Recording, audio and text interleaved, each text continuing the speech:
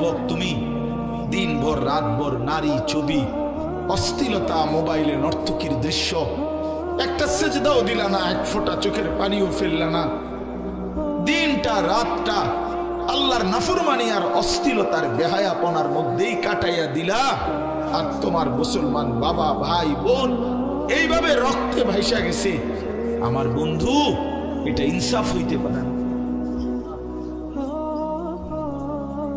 এটা কোনো বিবেকবানের কাজ হইতে পারে না। এত রক্ত যদি তোমার কলিজার মধ্যে কিছু না আনে, এত শাহাদাতের খুনও যদি তোমার বিবেকের মধ্যে একটু অনুভূতি না জাগায়, আর কখন হবে? আর কখন?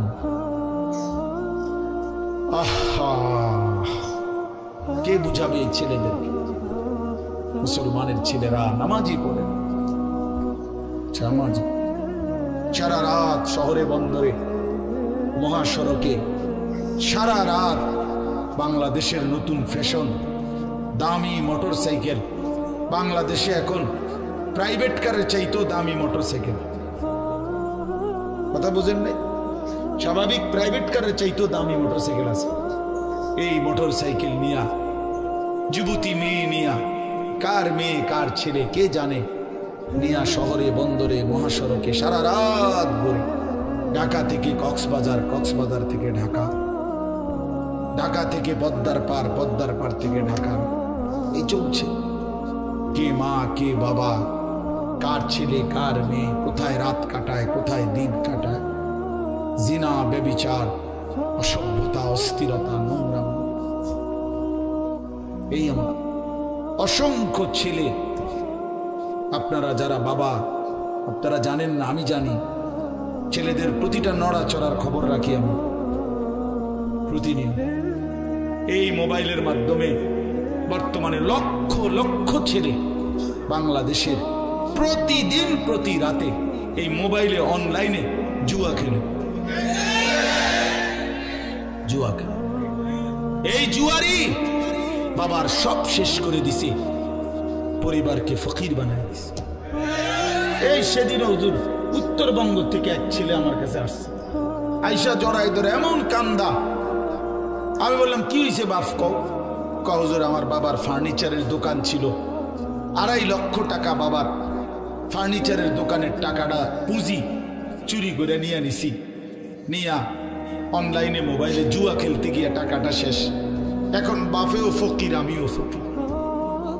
বাবাও পথে বসে গেছে, আমি এখন কি করবো? এই পরিমাণ ওই কোথাকার ক্রিকেট খেলোয়াড়, কোথায় ফুটবল খেলোয়াড় খেলে, আর এই বেঈমানে এখানে বৈশা ওই খেলোয়াড়ের জন্য জুয়া ধরে বাজি না, বুঝলেন? এই বলে ছক্কা মারবে, এটাতে 6 মারবে, এটার উপরে বেট 2000 4000 টাকা জুয়া খেলে। অনলাইনে জুয়া বর্তমানে এমনি জুয়ার চাইতে মোবাইলের জুয়া জনপ্রিয়। আল্লাহ আমাদের সন্তানদেরকে ফিরবার তৌফিক দান করে। অসংখ্য মা বাপ জানেই না এটা যে পয়সা, তার ছেলেটা পয়সা গন্ধ ছুটে গেছে, বাপ মা জানে। এই অসভ্য যে চরিত্রহীন হইয়া কিচ্ছু নাই ভিতরে, তার জানেন, জানেন চেহারা দেখলেই তো বোঝা যায়। চোখ ভিতরে ঢুকে গেছে, সাফা ভাঙ্গা গেছে, কোমরে গোশত নাই। কেন এমন হইল? আরে অসভ্য, এমন হইল কেন? তো 16 বছরের তাগড়া ছেলে, 18 বছরের তাগড়া ছেলে, তোমারে দেখলে এরকম অসুস্থ ব্যারাম মনে হয় কেন? ওই যে নারী ছবি, জিনা ব্যভিচারের দৃশ্য, নিজের হাতকে নাপাক ব্যবহার, আর কি? শরীর নাপাক, কাপড় নাপাক, পোশাক নাপাক। আল্লাহ হেফাজত করেন। আমি আসলে আপনারা বয়স্ক, আমার উস্তাদ সামনে, এরপরেও আমি শুধু যুবকদের ভালোবাসায়, এটা আমার একটা আলাদা মিশন, আলাদা ফিকির। এই জন্য আমি বললাম মুসলমানের ছেলেগুলো ইনশাআল্লাহ ফিরে আসলে আগামী দিনে ইসলামের পতাকা এদের দ্বারাই উড়বে ইনশাআল্লাহ। ইনশাআল্লাহ এই ছেলেরাই একদিন অচিরেই ইমাম মাহাদির পক্ষে এরা লড়বে ইনশাআল্লাহ। মনে রাখো যুবক, তুমি হয়তো কাজে লাগলা না, কিন্তু ইনশাআল্লাহ মুসলমানের অগণিত যুবক রেডি হচ্ছে আগামী দিনে জান বাজি রাখবে ইনশাআল্লাহ। দেখো বললাম, দেখো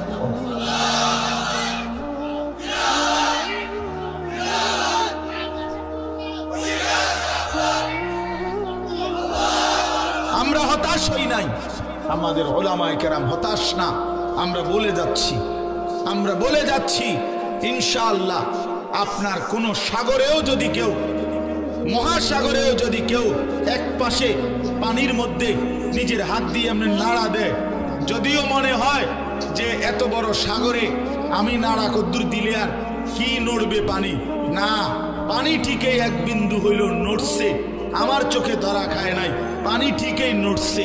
অতএব যুবকের কলিজার মধ্যে কারো না কারো দিলে ঢুকবে ইনশাআল্লাহ, একদিন বদলাবে ইনশাআল্লাহ, বদলাবে ইনশাআল্লাহ, ফিরবে। আল্লাহ তাআলা তোমাদের সকলকে ইসলামের জন্য কবুল করে নেন।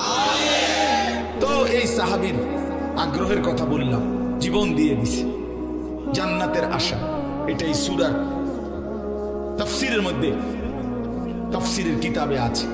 এবার তরজমাটা শুনেন। আল্লাহ তাআলা এখানে শুধু একটা কথা মনে করাইছে। আল্লাহ তাআলা আমাদেরকে বলছে, বান্দা, একটি লম্বা সময় ধরে আমি আল্লাহ তাআলা এই পৃথিবীতে ধীরে ধীরে প্রসেসিং করে তোমাকে বানিয়েছি। প্রতিটা মানুষকে আমি বানিয়েছি। মানুষকে আল্লাহ তাআলা 7টি স্তরে বানিয়েছেন। 1 নাম্বার মাটি, 2 নাম্বার বীর্য, 3 নাম্বার জমাট রক্ত, 4 নাম্বার গোশতের টুকরা, 5 নাম্বার হাড্ডির খাঁচা, 6 নাম্বার গোশতের আবরণ, 7 নাম্বার রূহ ফুঁকে দিয়ে মায়ের পেট থেকে বের করছেন। এই 7টি ধাপের মধ্যে আল্লাহ বলেন, বান্দা, প্রথম মাটি। এবার মনে রাখো, মাটির যেই অস্তিত্বের মধ্যে তোমার অস্তিত্ব ছিল, সেটা তুমি 1 মিনিট চোখ বন্ধ করে ভেবে দেখো, কত লম্বা সময় ধরে মাটির মধ্যে আমি আল্লাহ তোমার অস্তিত্ব সংরক্ষণ করেছি। সেটা পৃথিবীর কেউ জানে না, শুধু আমি জানি। মাটি থেকে নির্দিষ্ট পরিমাণ খাবার আমি আল্লাহ উৎপাদন করেছি। সেই খাবারের মধ্যেও তোমার অস্তিত্ব ছিল, সেটা কেউ জানতো না, আমি জানি। নির্দিষ্ট পরিমাণ খাবার তোমার বাবা খেয়েছে, ভক্ষণ করছে, এতে করে নির্দিষ্ট পরিমাণ বীর্য তৈরি হয়েছে। সেটা কতদিন ছিল বাবার কাছে তোমার অস্তিত্ব, সেটা আমি আল্লাহই জানি, বীর্যের আকারে। এরপরে বাবা মায়ের মিলনে স্বামী স্ত্রী উভয়ের মিশ্র বীর্য একত্রিত করে একটি নির্দিষ্ট জায়গা রেহেমে জরায়ুতে আমি আল্লাহ স্থাপন করেছি তোমাকে তৈরি করার জন্য, সেটাও কেউ জানতো না। 10 মাস তারপরে আবারও মায়ের সেই জরায়ুতে আমি আল্লাহ ধীরে ধীরে এই জমাট রক্ত, গোশতের টুকরা, হাড্ডির খাঁচা, গোশতের আবরণ, চোখ, নাক, কান, হাত, পাও দিয়ে একদিন মায়ের পেট থেকে আমি আল্লাহ তোমার এই পৃথিবীর আলো দেখাইছি। আল্লাহ বলে, বান্দা, বুঝে দেখো, হাল আতা আলাল ইনসানি হিনুম মিনাদ দাহর, যুগের পর যুগ মানুষের উপর দিয়ে এতটা লম্বা সময় পার হইছে, বান্দা, লাম ইয়াকুম শাইআম মাযকুরা, তোমার উল্লেখ করার মতো কোনো নাম, ঠিকানা, নিশানা, কোনো চিহ্ন, কোনো নথিপত্রে কোথাও তোমার কোনো আলোচনা ছিল না। অথচ তুমি মাটির মাঝে ছিলা, তুমি খাবারের কণিকায় ছিলা, তুমি বাবার বীর্যে ছিলা, তুমি মায়ের জরায়ুতে ছিলা। আমি জানতাম, আমি ধীরে ধীরে প্রসেসিং করে তোমার এই অবস্থায় এনেছি। পৃথিবীর কোনো কাগজে, পত্রে, আলোচনায় তোমার কোনো নাম নিশানা ছিল না। ছিল? কথা বলেন। একজন উচ্চশিক্ষিত ব্যক্তিকে, যিনি কম্পিউটার, ইন্টারনেট, অনলাইন, গুগল এগুলো খুব বোঝে মনে করেন, ওনারে বলেন আগামী 30 বছর পরে কোন মাটির কটিকা থেকে কোন মানুষ তৈরি হবে, এটা বলে দাও, পারবে কোথাও? গুগল সার্চ করলে এটা বের হবে না, কোথাও নাই। আল্লাহ বলেন, ইন্না খালাকনাল ইনসানা মিন নুতফাতিন আমশাজ। এই নুতফাতিন আমশাজ মানে হলো স্বামী স্ত্রী উভয়ের বীর্য একত্র করে আমি আল্লাহ তাআলা জরায়ুর মধ্যে স্থাপন করে আমি আল্লাহই মানুষকে সৃষ্টি করেছি। সুবহান।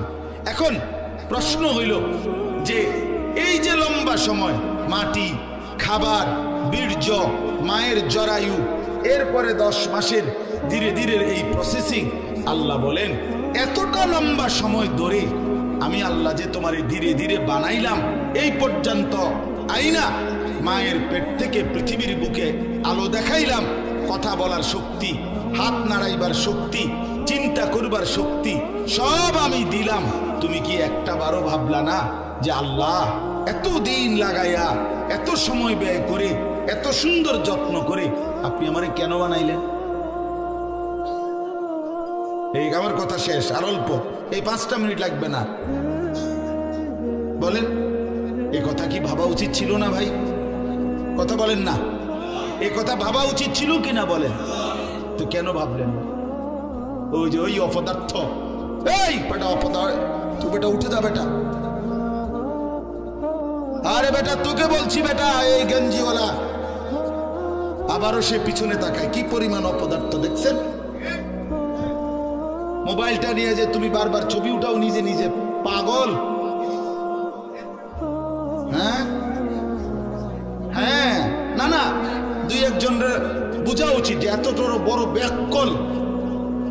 ভেবে দেখেন, কারে বলে, কি গরুরে বলে না ছাগলরে বলে তাও জানে না। চল বেটা, জিন্দিগি এভাবেই চালা।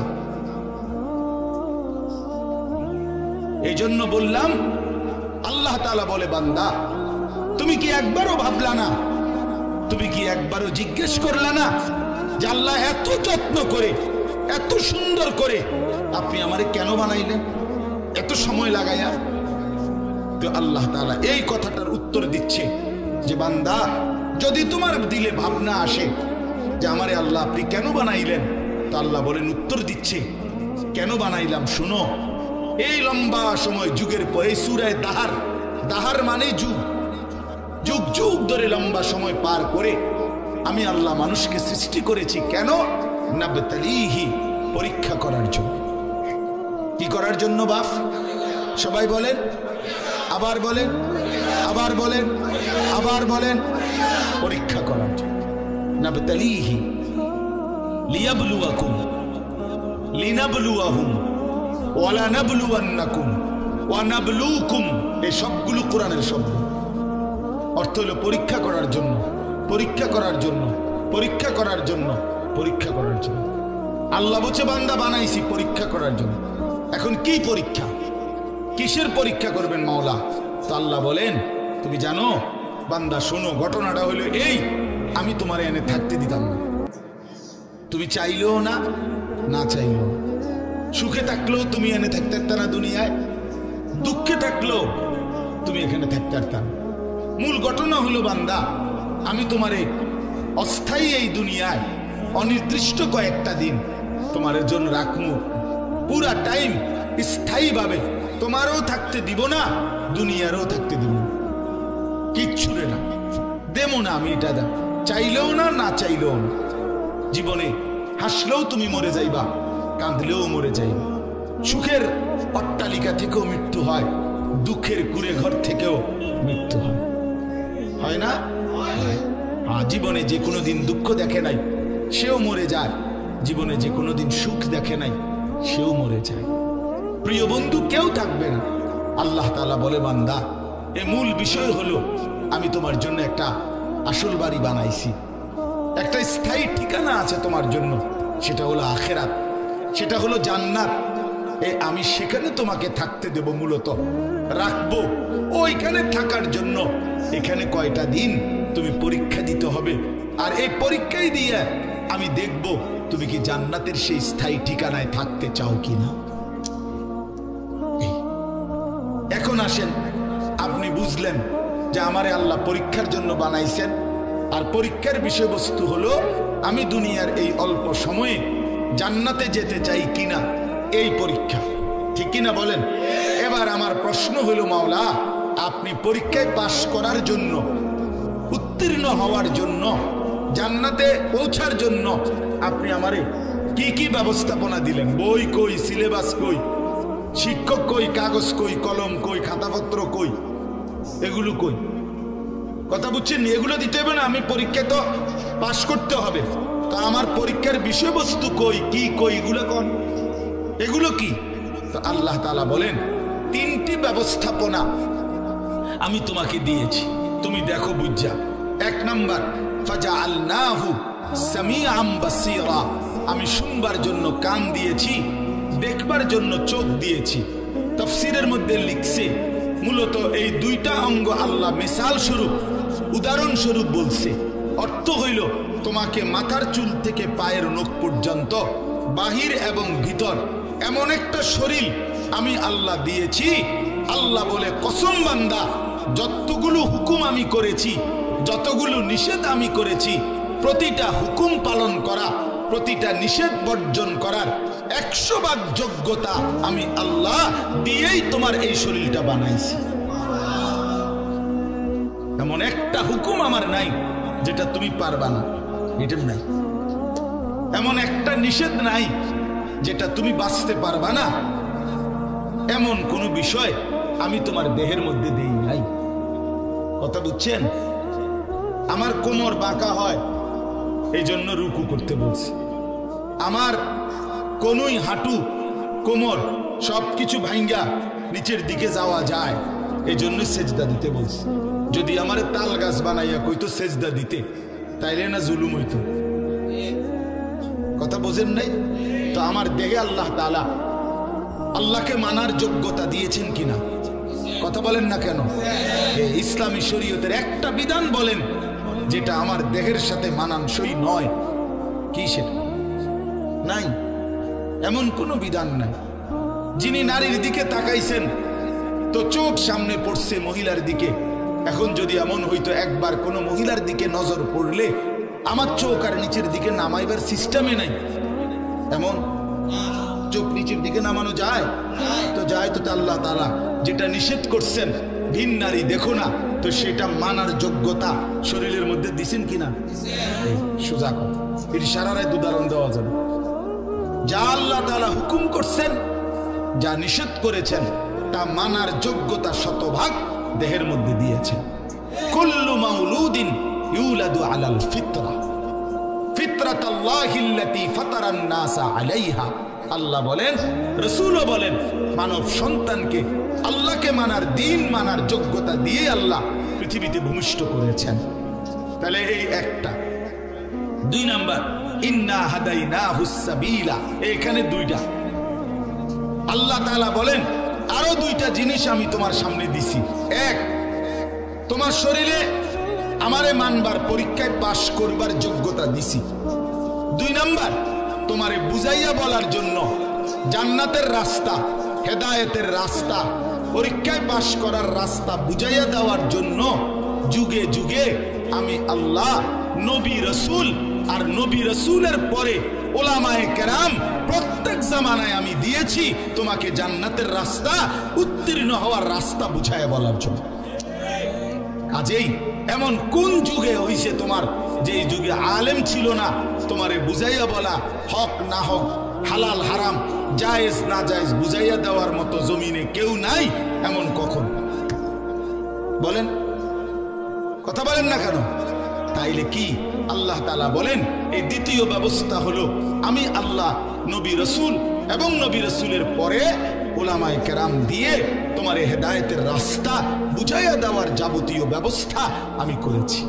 3 নাম্বার, আমি তোমাকে বুঝবার জন্য সরাসরি আমার আসমানি কিতাবই তোমার সামনে রাখছি।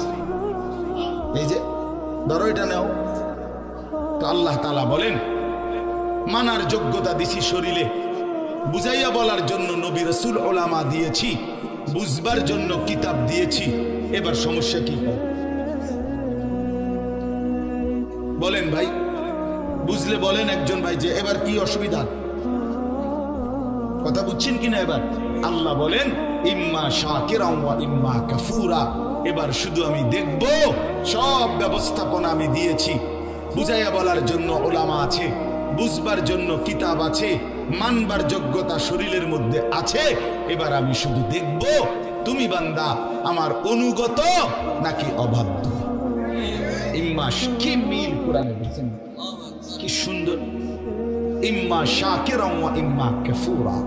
এবার দেখবো তুমি কৃতজ্ঞ না অকৃতজ্ঞ, অনুগত নাকি অবাধ্য।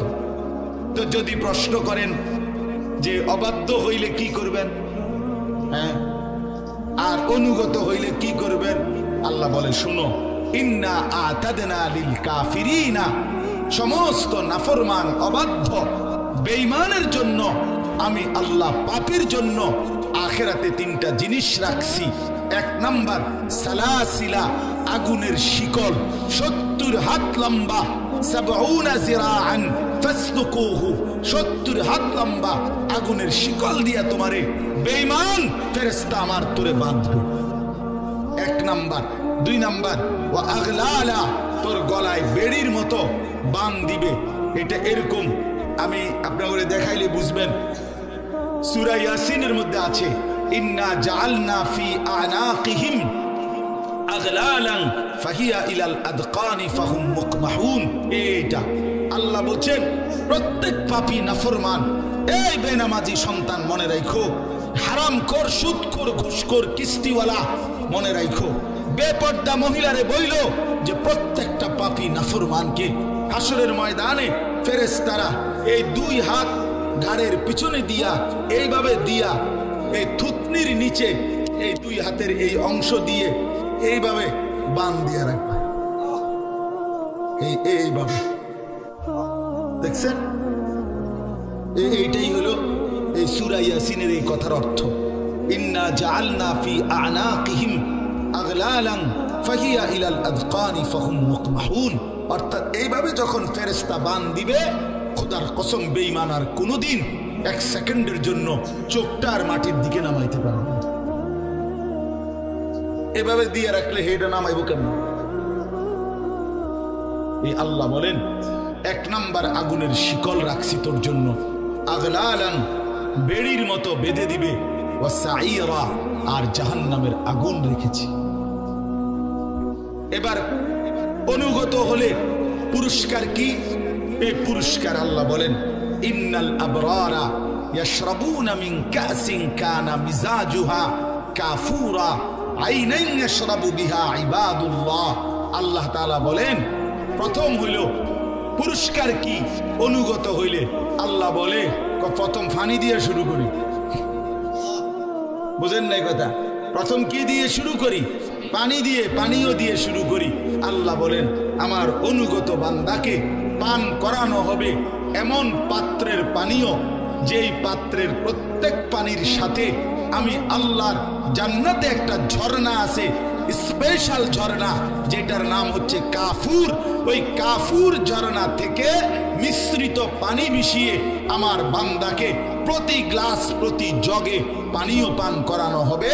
ইউফাজ্জিরুনাহা তাফজীরা, আমার বান্দা নিজ হাতে সেই ঝর্ণার পানি প্রবাহিত করবে, দাঁড়ি করব। কোরআন শরীফে আছে, এক কথাই বলি তাইলে সহজে বুঝবেন। আল্লাহ বলেন আমার জান্নাতি বান্দার মেহমানদারিটা কেমন হবে। আল্লাহ একটা অসাধারণ আয়াতে বলছে, লাহুম মা ইয়াশাউনা ফিহা ওয়া লাদাইনা মাজিদ। আল্লাহ বলে আমার বান্দা জান্নাতে যা চাইবে তাই পাবে, তা তো দেয়া হবেই, তবে বান্দায় আমার সিনেই কয়টা, বলবেই কয়টা। এইতে সিনেই কি? সে বলা শেষ করলে আমি আল্লাহ এবার আমার কাছে আরো অসংখ্য কোটি কোটি নিয়ামত আছে, এবার সেগুলো আমি তাকে দেব। লাহুম মা ইয়াশাউনা ফিহা ওয়া লাদাইনা মাজিদ। আল্লাহ বলবেন ফেরেশতাকে এবার আমার গুলো দাও। বান্দা তো চাইছে আপেল মালটা, সে তো চিনে এই দুই চারটা। আমার বান্দা বলছে ড্রাগন মালটা, দাও সেগুলো আগে দাও। তো ফেরেশতা বলবে দোস্ত আর কিছু বলবেন না। জান্নাতি বলবে ভাই সাহেব আমি এর থেকে বেশি কিছু জানি না, জানি না। হ্যাঁ, এক সাহাবী তারিখের মধ্যে আছে, এক যুদ্ধের ময়দানে শাহজাদি, ওই সম্রাটের মেয়ে খ্রিস্টান, সে উনি গনিমতের মাল হিসাবে ওনার বন্টনে পাইছে। তো শাহজাদির বোনেরা, ভাইয়েরা ওনার কাছে কিনতে চাইছে এই সাহাবীর কাছ থেকে, যে আমাদের বোনকে আমরা তোমার সর্বোচ্চ দাম তুমি বলো, ওই মূল্য তোমারে দিয়ে আমাদের বোনকে আমরা কিনে নিব। তখন তিনি বলছেন আমারে 100 দিরহাম দাও। তখন 100 দিরহাম তারা দিয়ে বোনকে নিয়ে গেছে। তো অন্যান্যরা বলছে হায় তুমি এই সামান্য দাম চাইলা, মাত্র 100 টাকায় বেচে লাইলা, হ্যাঁ তুমি তো আরো অনেক দাম বলতে পারতা। তো ওই সাহাবী বলেন আল্লাহর কসম এর চাইতে বেশি কোনো সংখ্যা আছে আমার এটা জানাই না।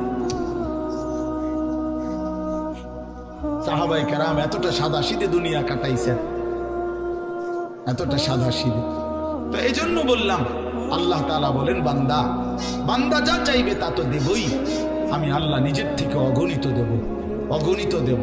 এই জন্য প্রিয় ভাই, রাত গভীরে এই আজকে আমার এতটুকুই কথা। আমরা প্রত্যেকে ইনশাআল্লাহ নিজের জীবনের কদর করি।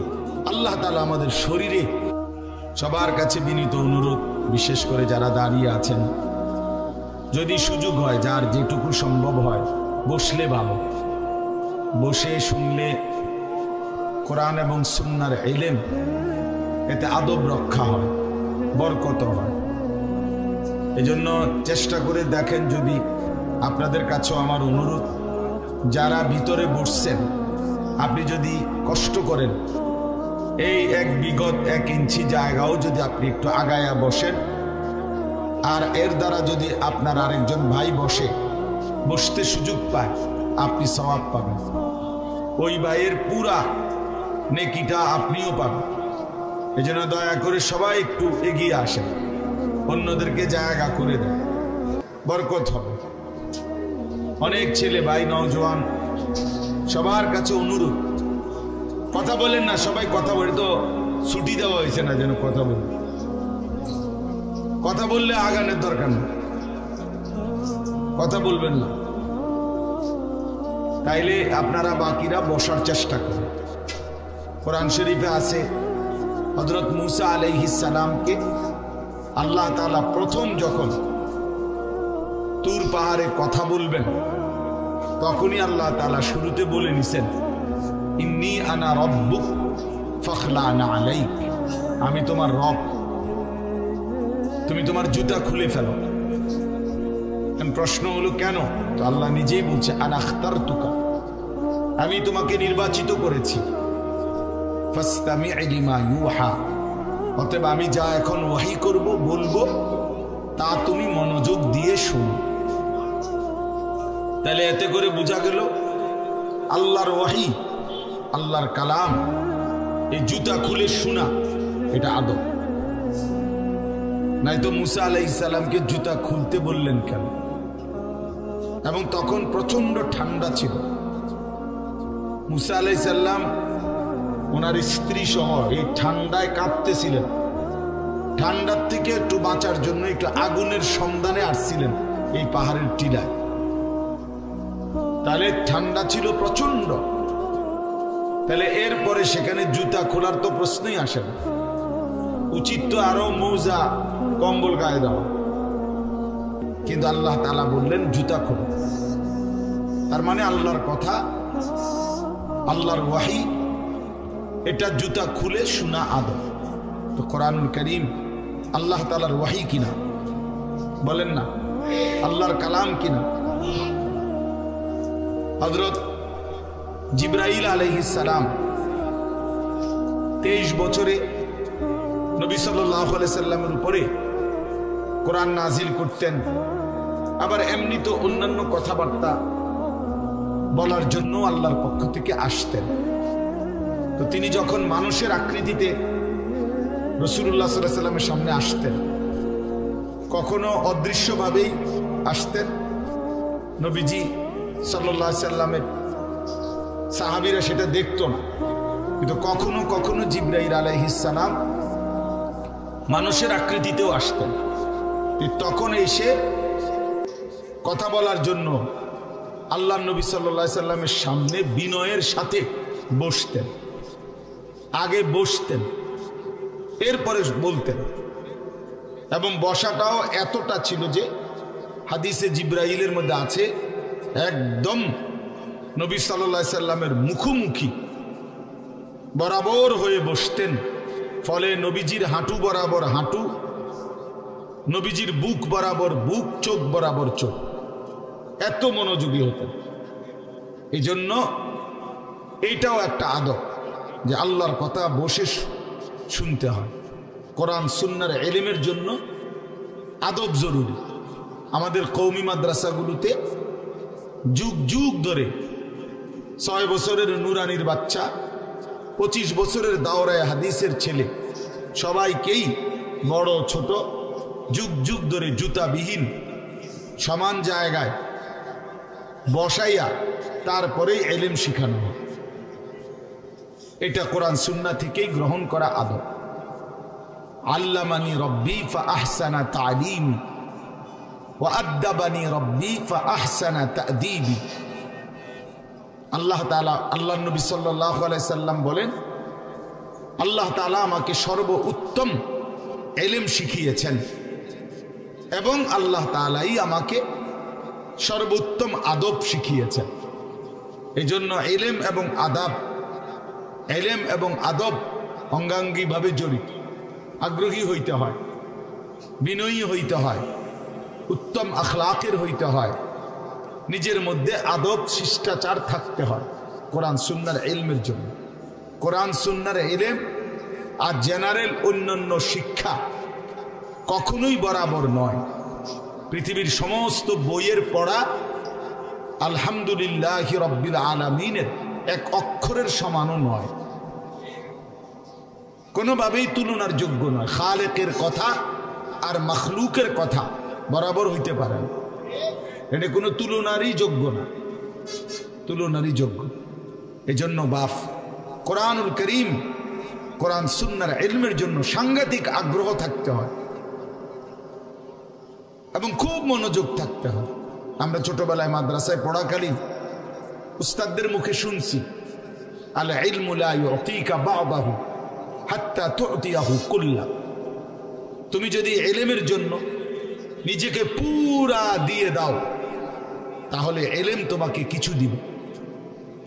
নিজেকে পুরা সঁপে দাও তাহলে কিছু পাইবা, কিছু পাইবা। এই জন্য দয়া করে 10 দিন ব্যাপী তাফসীরুল কোরআন মাহফিল, অনেক মুবারক মাহফিল, অনেক মেহনতের, অনেক ফিকিরের মাহফিল। একদিনের মাহফিলে ইন্তজাম করতে গিয়ে ঘাম ছুটে যায়। একদিনের জন্যই প্যান্ডেল, মাইক, পোস্টার, বক্তা, একদিনের বক্তার তেল ডলতে ডলতে তেল কোম্পানি শেষ, বুঝলেন না? বক্তা আইয়ে আজ্ঞায় ফিচ্ছায়, হেন্দিয়া বেহা হইয়া যায়, হেন্দিয়া তেসরা হইয়া যায়। তা একদিনের বক্তা 3-4 জন মিল রাখতেই মাথা গরম।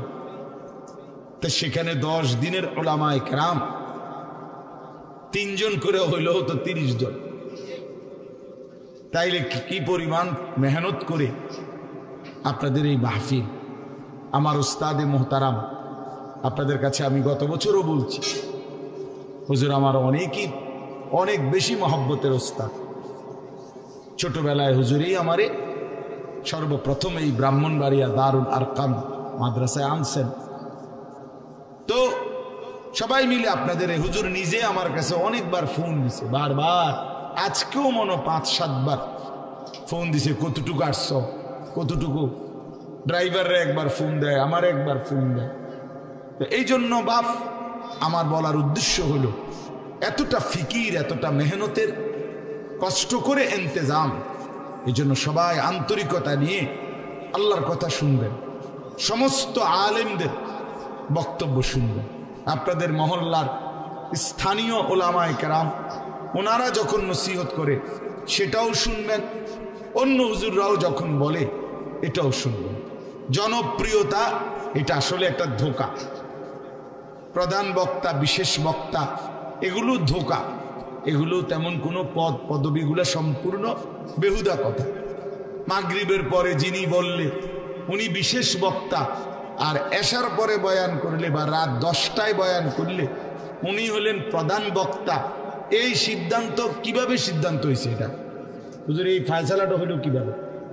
মানে এটা কোরআন সুন্নাহ ইজমা কিয়াসের কিসের ভিত্তিতে যে রাত যত গভীর হয় বক্তার রেট তত বাড়ে, বক্তার মান বাড়ে।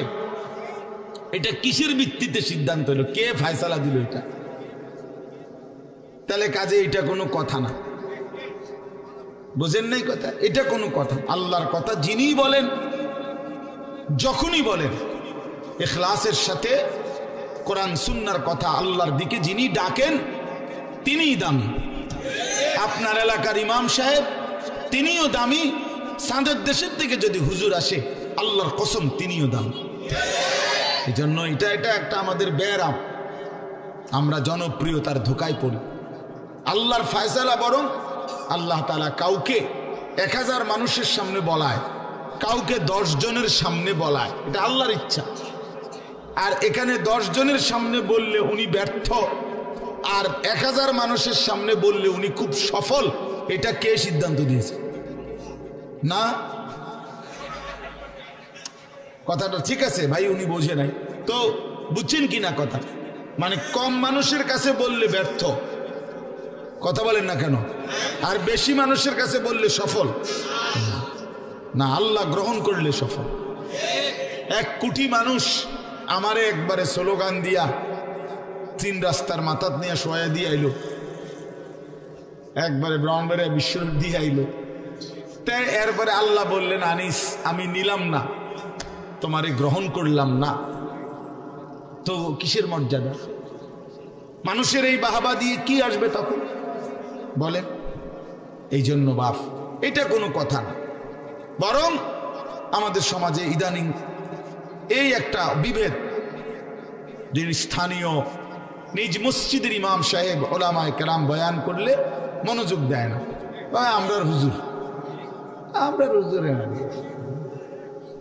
আসরের পরে কে বল হুজুর, এলাকার হুজুর টুজুররা কিছু করবে, এমনি ব্যাটকা এলাকার হুজুর টুজুররা ফাজিল কোথাকার। এটা এলাকার হুজুর বললে এটা একটা কোন রকম হয়ে গেল। আমার একজনে বলতেছে একদিন, কয় হুজুর এলাকার হুজুররা কিছু টুকটাক কিছু কইব টইব। তাই বললাম টুকটাক কিতা? আল্লাহর কথা বুঝি টুকটাক? আল্লাহর কথা ফাজলামি? হ্যাঁ, আস্তাগফিরুল্লাহ, আস্তাগফির, এটা কোনো কথা হলো?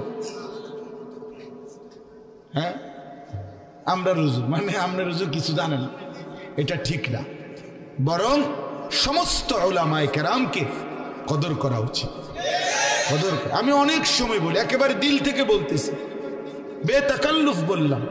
দূরের থেকে হুজুর আনলে বেচারার কপালে 40,000 50,000 টাকা জোটে, তারে আনতে গিয়া হ্যাঁ এতগুলো টাকার দামাদামি মুলামুলি করে আনে, অথচ নিজ মহল্লার ইমাম সাহেব সারা বছর তিনি দোয়া করে 5 ওয়াক্ত নামাজের পরে এই মহল্লাবাসীর কবরবাসীদের জন্য, নিজেদের জন্য দোয়া করে।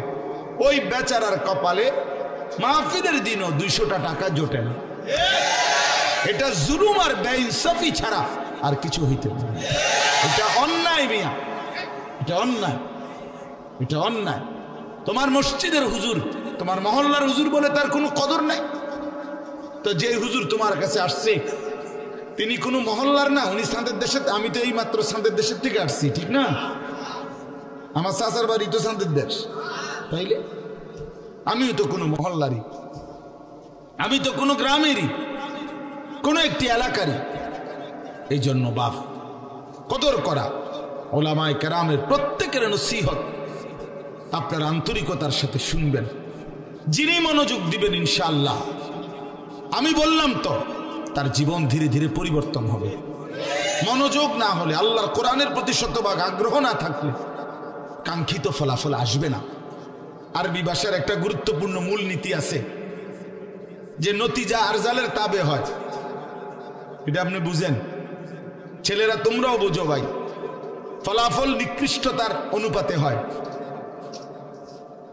ভালো এবং মন্দ দুইটা একসাথে মিশে গেলে ফলাফল আসে মন্দটা।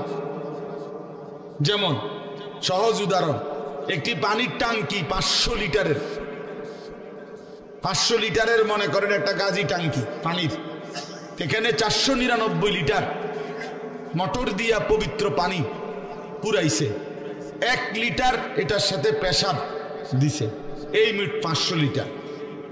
এখন হইলো কয় লিটার? 500 লিটার।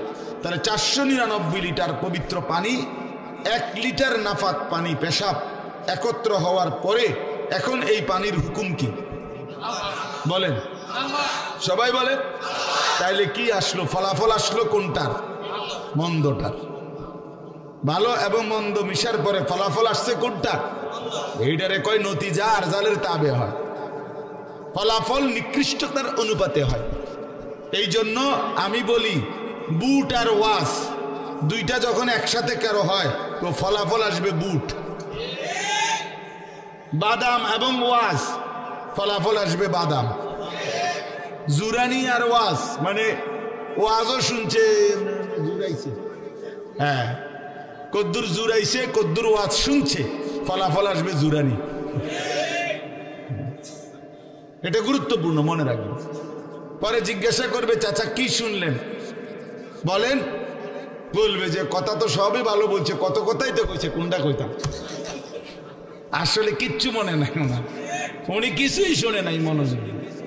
এই জন্য বাপ গাফিল না হওয়া, গাফিল না হওয়া, গাফিল না হওয়া।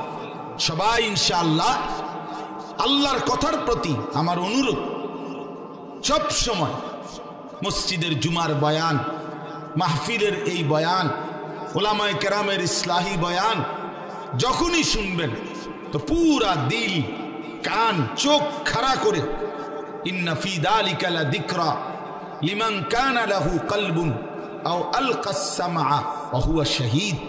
আল্লাহ তাআলা বলেন, নিশ্চয়ই যে দিল, কান এবং শরীরে উপস্থিত থেকে